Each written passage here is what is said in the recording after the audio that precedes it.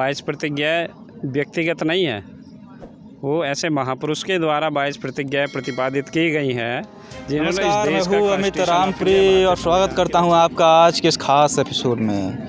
आज मैं हूँ मुरादाबाद की विधानसभा वेलारी में और यहाँ पर वर्षावास समापन के उपलक्ष्य में एक छोटा सा कार्यक्रम रखा गया है, उसका आयोजन हो रहा है। हमारे साथ मौजूद हैं भीम सेना से मुरादाबाद जिला अध्यक्ष चेतन मुरादाबादी जी, इनका स्वागत है। और ये जो वर्षावास समापन का कार्यक्रम हो रहा है, इसमें एज ए गेस्ट के रूप में एक अतिथि के रूप में यहाँ पर मौजूद हैं। तो हम जानेंगे, क्या नाम है सर आपका? राकेश मोहन भारती मेरा नाम है। राकेश मोहन भारती जी इनका नाम है।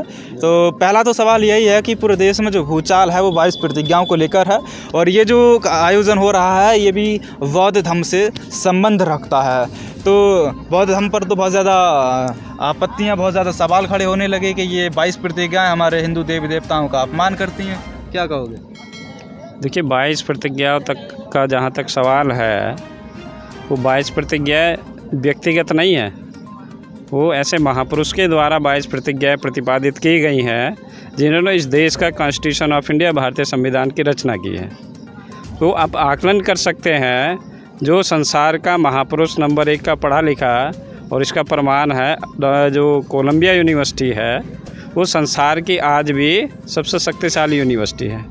यदि अमेरिका जैसा देश, वहाँ का जो राष्ट्रपति जी हैं बराक ओबामा जी, जहाँ डॉक्टर बाबा साहब अम्बेडकर की एजुकेशन हुई, हाई एजुकेशन हुई, वहीं बाबा साहब अम्बेडकर की भव्य प्रतिमा अमेरिका का राष्ट्रपति लगवाते हैं और उसके लिखते हैं कि ये ज्ञान का सूर्य है। ज्ञान के सूर्य। तो जो अमेरिका जैसा देश डॉक्टर बाबा साहब अम्बेडकर की विद्वता का लोहा मानता है, वही डॉक्टर बाबा साहब अम्बेडकर इस देश को 22 प्रतिज्ञाएँ देते हैं। क्यों?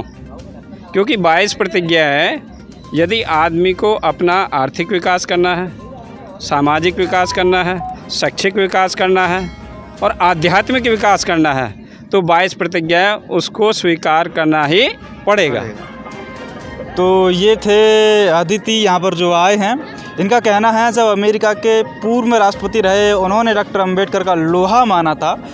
तो एक दुनिया के बहुत बड़े महापुरुष के द्वारा जो 22 प्रतिज्ञा दी गई हैं और उन पर बहुत ज़्यादा आपत्तियाँ हिंदू धर्म के कुछ चंद लोगों को हो रही हैं। 4 लफंगे टीवी पर आकर के बोल देते हैं, हमारी भावना आहत हो गई।